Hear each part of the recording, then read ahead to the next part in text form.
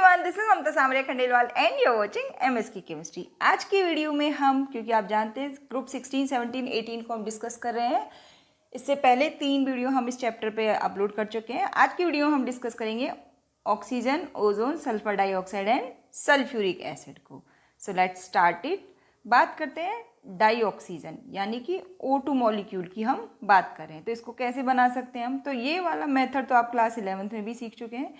Potassium chloride को जो हम हीट करते हैं और यहाँ पे आप जानते हैं कि ये वाला जो MnO2 ये कैटलिस्ट का हमें रिक्वायरमेंट होता है, तो ये ऑक्सीजन यहाँ पे बन जाती है। इसी तरीके से हम थर्मल डिकम्पोजिशन ऑफ ऑक्साइड, जैसे देखिए सिल्वर ऑक्साइड, मर्क्यूरिक ऑक्साइड, इनको जब हीट करते हैं, क्लास 10th में भी ये वाली रिएक्शन आप पढ़ चुके हैं, तो ये हमें यहाँ पे ऑक्सीजन मिल जाती है। ठीक है, इसी तरीके से ये लेड ऑक्साइड है, मतलब ऑक्साइड्स का जब हम थर्मल डिकम्पोजिशन करते हैं, उनको हीट करते हैं, तो हमें ऑक्सीजन गैस मिल जाती है। ठीक है, okay. Now the decomposition of hydrogen peroxide यानी कि H2O2 को जब हम हीट करते हैं, कैटलिस्ट यहाँ पे MnO2 होता है, तो भी हमें ऑक्सीजन गैस मिल जाती है। इसके अलावा वाटर के इलेक्ट्रोलाइसिस से तो आप जानते ही हैं ऑक्सीजन गैस हमें मिलती है और साथ में हाइड्रोजन गैस भी मिलती है।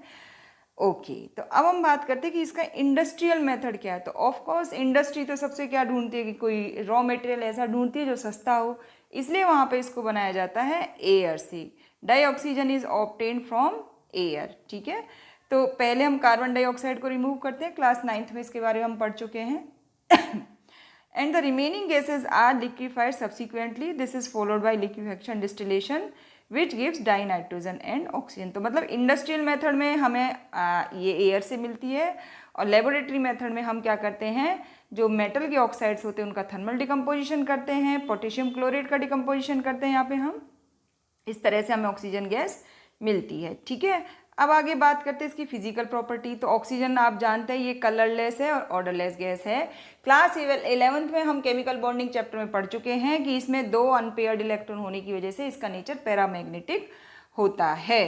अब आप जानते हैं ऑक्सीजन को हमें ब्रीथिंग में चाहिए, और साथ में जो एक्वेटिक लाइफ होती है यानी पानी के अंदर जो फिश वगैरह होती है उनको भी ऑक्सीजन चाहिए, इसलिए ये ऑक्सीजन क्या होती है, वाटर में भी डिजोल्व होती है, लेकिन वाटर में ये जो डिजोल्व होती है उसकी क्वांटिटी कम होती है। So dioxygen is sparingly solid. Sparingly का मतलब होता है जो थोड़ी कम डिजोल्व होती है इन वाटर। तो आप यहाँ देख सकते हैं 30.8 centimetre cube of oxygen dissolve in 1000 centimetre cube of water at 293 kelvin. तो ये स्मॉल अमाउंट होती है, but that is enough for the marine life for survival.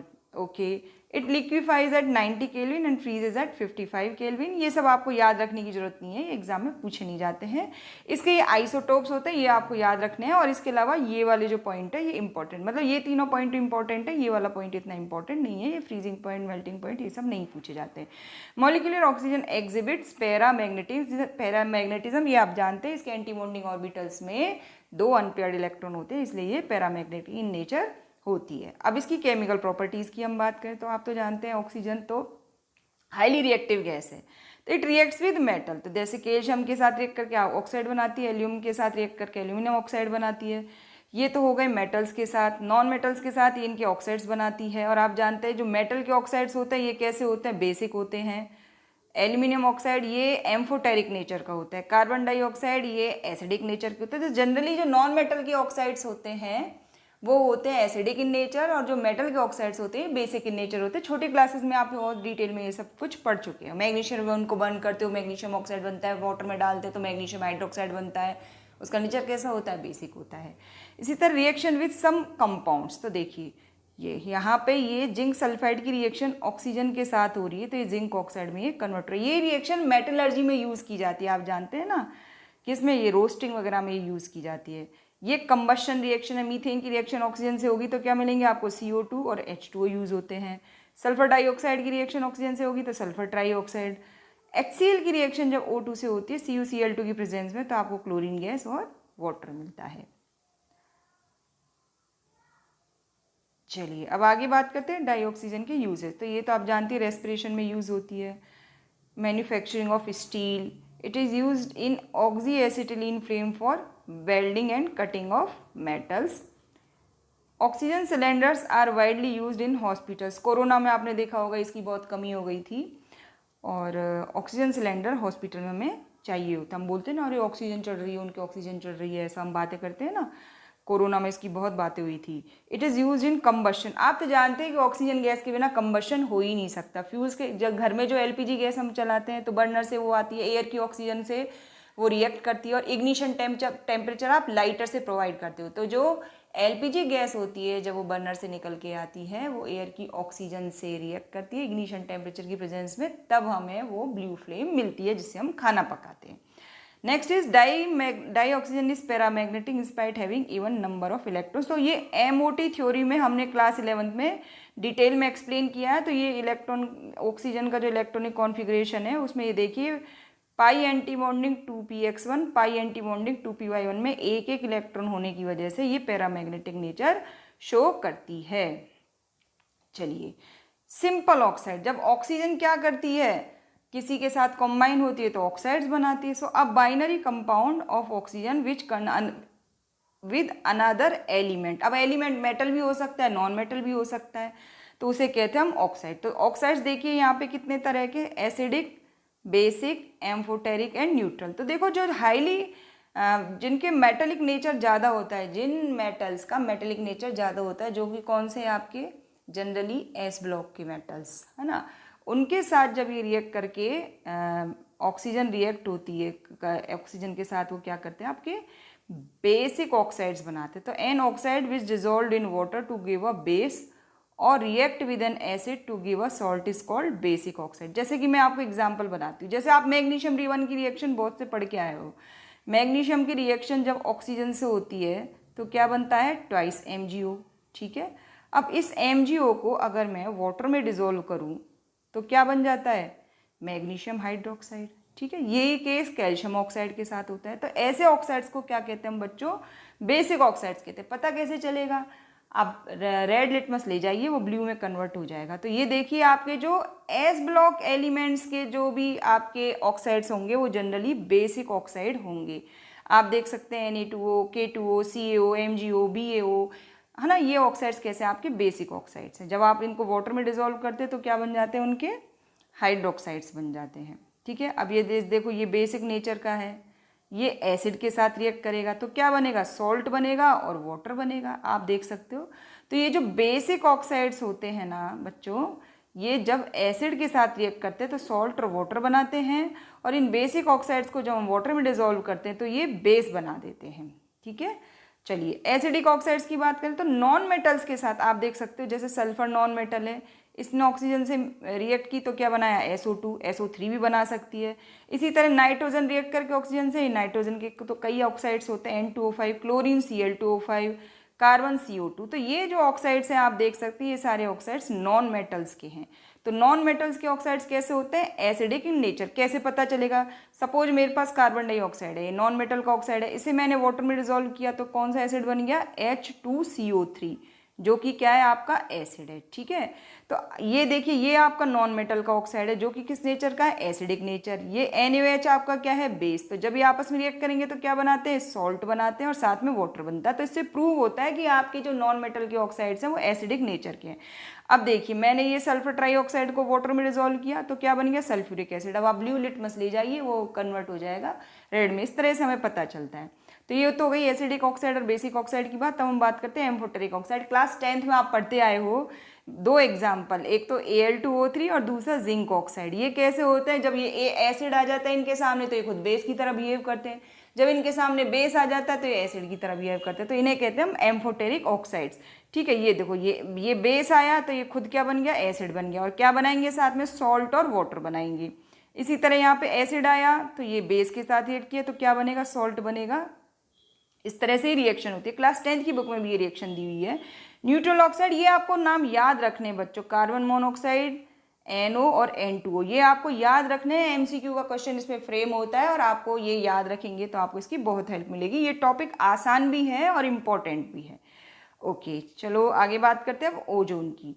तो ozone is what, ozone is O3 molecule होता है, और ये उतना स्टेबल नहीं होता है जितना ऑक्सीजन होती है, oxygen gas. Ozone is an allotrope of oxygen. ठीक है, oxygen in the upper atmosphere, oxygen in the upper atmosphere absorb energy in the form of ultraviolet light and changes to atomic oxygen which combine with molecular oxygen to form O3। मतलब क्या होगा, ये O2 पहले break होगा किसमें, oxygen plus oxygen के atom में। अब ये ऑक्सीजन एटम यहाँ इस तरह से ऑक्सीजन से रिएक्ट करेगा और ओजोन बनती है। ठीक है, ओजोन लेयर के बारे में तो आप जानते ही हैं। ओजोन लेयर क्या करती है, एक फिल्टर का काम करती है और ये जो यूवी रेज होती है उनको हमारे तक पहुँचने नहीं देती है, इसलिए इसे हम ओजोन अम्ब्रेला कहते हैं। कौन सा, हमारी अर्थ के सरफेस पे चारों जो ओजोन की लेयर होती है उसे हम ओजोन का अम्ब्रेला कहते हैं। अब प्रिपरेशन ऑफ ओजोन कैसे बनाई जा सकती है, तो एक तो तरीका यही हो गया, ये तो कैसा है, नेचर का है, जो नेचर अपने आप बनाती है। अब हम बात करते हैं कि लेबोरेटरी में कैसे बना सकते हो। तो ozone is prepared in the laboratory by passing silent electric discharge through pure and dry oxygen. यहाँ पे आपको ये याद रखना जरूरी है, pure and dry oxygen in an apparatus called ozonizer. जिसमें ओजोन बनाया जाएगा उसे ओजोनाइजर कहोगे। As the conversion of oxygen to ozone is only 10%, इसलिए हमें क्या कहते हैं, इसे हम कहते हैं ozonised oxygen and it is an endothermic process. ठीक है, अगर ये एक्सो होता तो ये माइनस में वैल्यू होती है डेल्टा एच की, तो ये कैसी है, एक एंडोथर्मिक प्रोसेस। ये आपको याद रखना है, ओजोनाइजर याद रखना है, एंडोथर्मिक प्रोसेस याद करना है। ठीक है, तो अब बात करते हैं कि ये इस तरह से ये कन्वर्जन होता है और ये कैसी रिएक्शन है, ये एंडोथर्मिक प्रोसेस है। अब बात करते हैं फिजिकल प्रॉपर्टीज ऑफ ओजोन। तो इसमें आपको ये चीज़ बहुत इंपॉर्टेंट है, इट इज़ वेरी इंपॉर्टेंट, ये याद रखना है। Pure oxygen is a pale blue gas, pure ozone is a pale blue gas. ठीक है, गैस के फॉर्म में कैसी है, pale blue, dark blue liquid and violet black in solid. मतलब आपको क्या याद रखने, कलर ब्लू वॉयलेट कलर याद रखने हैं। ठीक है, कभी MCQ में आता है तो आपको ये चीज़ें याद रखनी है कि इसका कलर, ये कलरलेस नहीं होती है, इसका ये ब्लू लिक्विड के फॉर्म में रहती है, वॉयलेट कलर में ये सॉलिड होती है। Ozone has a characteristic smell, इसमें एक स्मेल भी होती है। When inhaled in concentration above 100 ppm it cause nausea and headache. और इसका नेचर डायमैग्नेटिक होता है, जबकि आप जानते हैं ऑक्सीजन का नेचर पैरामैग्नेटिक होता है। यहाँ पे एक क्वेश्चन है, high concentration ozone can be dangerous and explosive. तो ये तो हमने अभी पढ़ा ही था कि ये अगर 100 ppm से ज़्यादा हुआ तो ये नोजिया क्रिएट करेगा। अब आगे बात करते हैं एक्सप्लोजिव क्यों हैं। तो ozone is thermodynamically unstable than oxygen and decompose into O2। अब इसका जो डीकम्पोजिशन होता है वो होता है, it is exothermic reaction result in the liberation of heat and an increase in entropy. तो इसलिए क्या है, ये प्रोसेस जो है ओजोन का डिकम्पोजिशन जब ऑक्सीजन में होता है तो वो एक कैसी प्रोसेस है, एक्सोथर्मिक, मतलब उसमें हीट निकलेगी। ठीक है, therefore high concentration of ozone can be dangerously explosive. ठीक है, अब यहाँ पे देखो, ये देखिए, ozone is used as bleaching agent and it is act as powerful oxidising agent. तो ये दो आपको यूजेस याद हो गए ओजोन के। तब बात करते हैं कि ये क्यों होते हैं, इसके 2 यूजेस, इसके पीछे रीज़न क्या है। तो यहाँ पे हम इनकी ऑक्सीडाइजिंग प्रॉपर्टी के बारे में बात कर लेते हैं ओजोन की। तो ozone is a powerful oxidising agent at it easily decompose to liberate nascent oxygen. Nascent का मतलब होता है जो उसी समय इन सिचुएशन जनरेट होती है।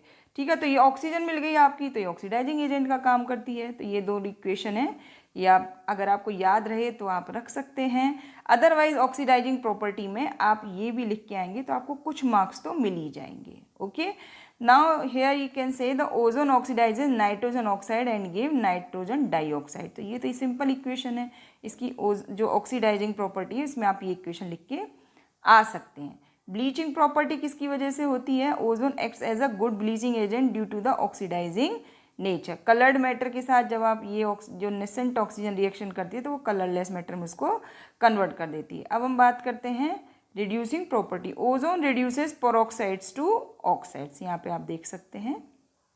ठीक है, तो इस तरह की ये रिएक्शंस आपको ध्यान देना है इन पे। अब बात करते हैं ओजोन डिप्लीशन। तो आप छोटी क्लासेस से ये सब पढ़ते आए हो। Ozone layer in the upper atmosphere absorb harmful UV rays and protect us from the UV radiations. ना depletion of ozone layer in other atmosphere, upper atmosphere क्यों होता है। तो ये देखिए, जो नाइट्रोजन ऑक्साइड हमारे नेचर में होता है ऊपर, ये क्या करता है, देखो हाई टेम्परेचर होता है, आप जानते हैं हमारी एयर में नाइट्रोजन और ऑक्सीजन दोनों हैं।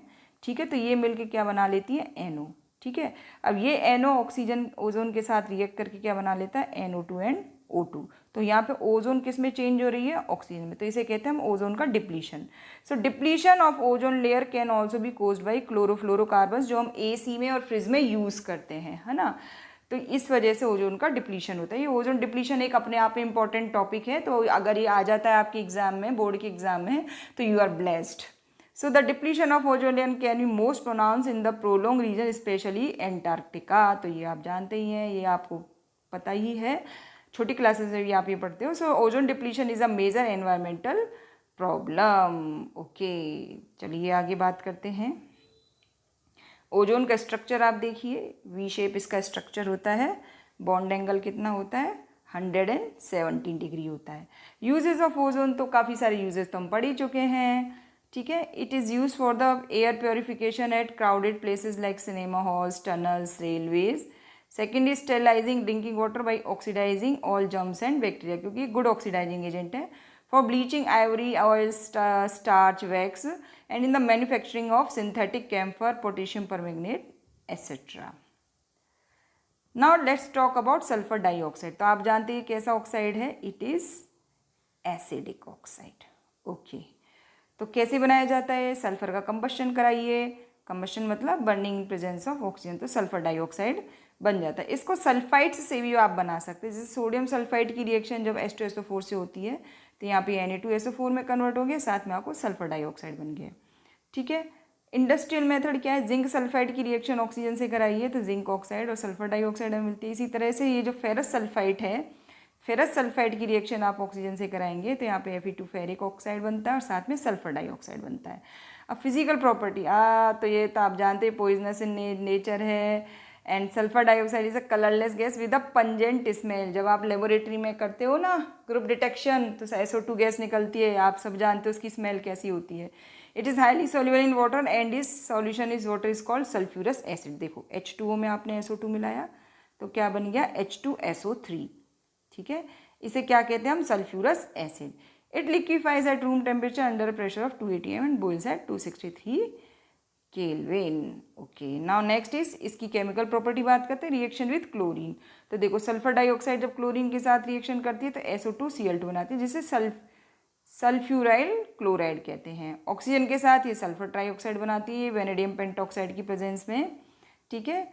NaOH मतलब ये खुद एसिड है, बेस के साथ रिएक्ट करेगी तो क्या बनाएगी, सॉल्ट बनाएगी और वाटर बनाएगी। Reaction with Na2SO3, H2O and SO3, तो NaHSO3 बन जाता है। रिड्यूसिंग प्रॉपर्टी होती है इसकी, देखिए Fe+3 को Fe+2 में चेंज कर देती है। KMnO4 को ये KMnO4 मतलब Mn का ऑक्सीडेशन स्टेट यहाँ पे क्या है, +7, यहाँ पे क्या है, +2। ओके, आयोडीन को ये किस में कन्वर्ट कर देती है, I- में। तो ये इसकी क्या है, रिड्यूसिंग प्रॉपर्टीज़ हैं। अब बात करते हैं स्ट्रक्चर, तो इसका भी वी शेप स्ट्रक्चर, और यहाँ पे इसका जो बॉन्ड एंगल है वो 119 डिग्री के आसपास होता है। इसके यूजेस क्या है, refining of petroleum sugar, bleaching wood and silk, antichlor, disinfectant, preservative, इस तरह से काम करती है। H2SO4 NaHCO3 के मैन्युफैक्चरिंग में काम करती है। Liquid SO2 is used as a solvent to dissolve a number of organic and inorganic chemicals. अब हम बात करते हैं सल्फ्यूरिक एसिड, इसकी प्रिपरेशन कैसे की जाती है। तो ये बहुत ही फेमस प्रोसेस है, कॉन्टैक्ट प्रोसेस। 3 स्टेप्स में ये काम करती है, विच इन्वॉल्व फॉलोइंग 3 स्टेप्स। ये बहुत ही फेमस प्रोसेस है, कॉन्टैक्ट प्रोसेस, ठीक है। सल्फ्यूरिक एसिड के फॉर्मेशन की, तो पहले स्टेप में क्या होता है, सल्फर की रिएक्शन ऑक्सीजन से होती है, सल्फर डाइऑक्साइड बनता है। सल्फर और सल्फाइट ओर ऑन बर्निंग और roasting air produces sulphur dioxide. तो पहले स्टेप में हमारा काम है सल्फर डाइऑक्साइड प्रोड्यूस करना, ठीक है। अब ये वाला स्टेप आपने पिछली स्लाइड में भी देखा था।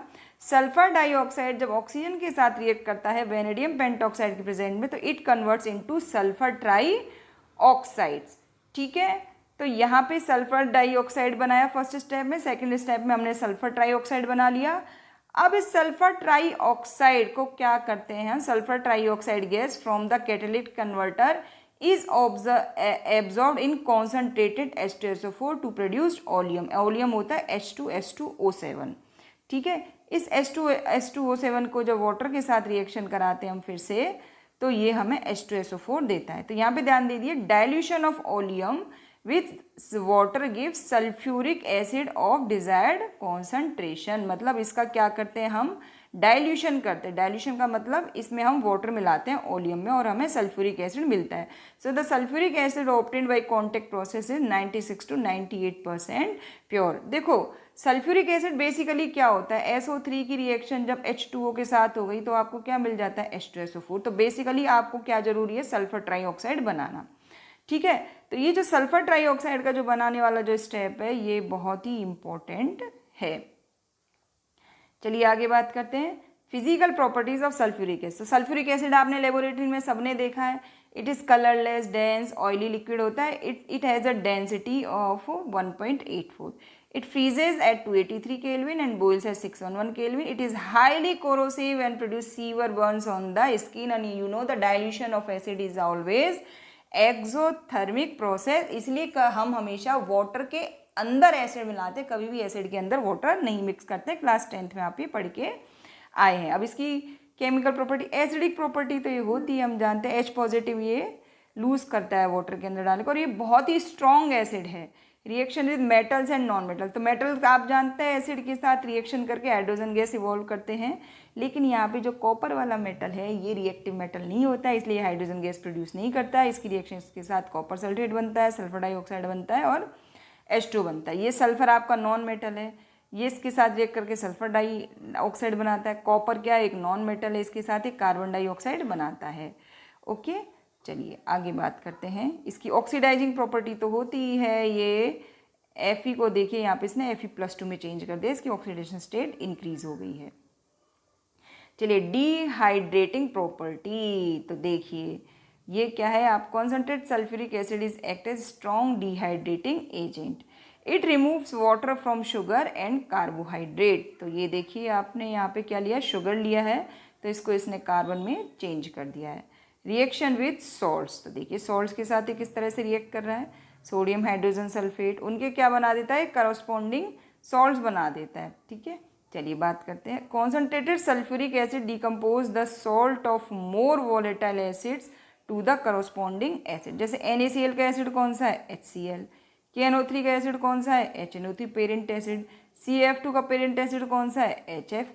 तो ये सॉल्ट के साथ रिएक्ट करके क्या करता है, उनको उनके करस्पॉन्डिंग एसिड उनसे वहाँ से ये निकाल देता है। चलिए, what is the action of concentrated H2SO4 on HBr and HI। तो देखिए HBr के साथ इसने रिएक्शन की तो ब्रोमीन हमें मिला, सल्फर डाइऑक्साइड बना। HI के साथ रिएक्शन की तो I2 मिला और SO2 मिला। ठीक है, ये दोनों रिएक्शन आपको ध्यान रखने, these are very important reactions. चलिए यूजेस, सल्फ्यूरिक एसिड के यूजेस तो आप जानते ही हैं। फर्टिलाइजर्स बनाने में इसको बहुत ज़्यादा यूज़ किया जाता है। इन मैन्युफैक्चरिंग ऑफ पिगमेंट्स, आप जानते हैं सल्फ्यूरिक एसिड किसी भी कंट्री की इकोनॉमिकल ग्रोथ में सल्फ्यूरिक एसिड का बहुत इंपॉर्टेंट रोल होता है। आप state board, Maharashtra state board के स्टूडेंट्स हैं, CBSE बोर्ड की टेक्स्ट बुक में क्लियर कट ये मेंशन है कि सल्फ्यूरिक एसिड के प्रोडक्शन से किसी भी देश की इकोनॉमी के बारे में आप जान सकते हैं। More the production of sulphuric acid, more the consumption of sulphuric acid, मतलब वो कंट्री की इकोनॉमी काफ़ी स्ट्रॉन्ग है। ये इकोनॉमिक्स का एक बहुत बड़ा रोल होता है। पेट्रोलियम रिफाइनिंग में, डिटर्जेंट इंडस्ट्री में, मेटलर्जी में, स्टोरेज बैटरी में, जो घर में हम लग यूज़ करते हैं ना इन्वर्टर, उसकी बैटरी में इसको यूज़ किया जाता है। इसे बैटरी एसिड भी कहते हैं। As a laboratory reagent in the manufacturing of nitrocellulose and cellulose products. तो आई होप आज का वीडियो आपको पसंद आया होगा। Thank you for watching MSK chemistry. Channel पर नए हैं तो please subscribe our channel, hit the bell icon. Thank you for watching MSK chemistry.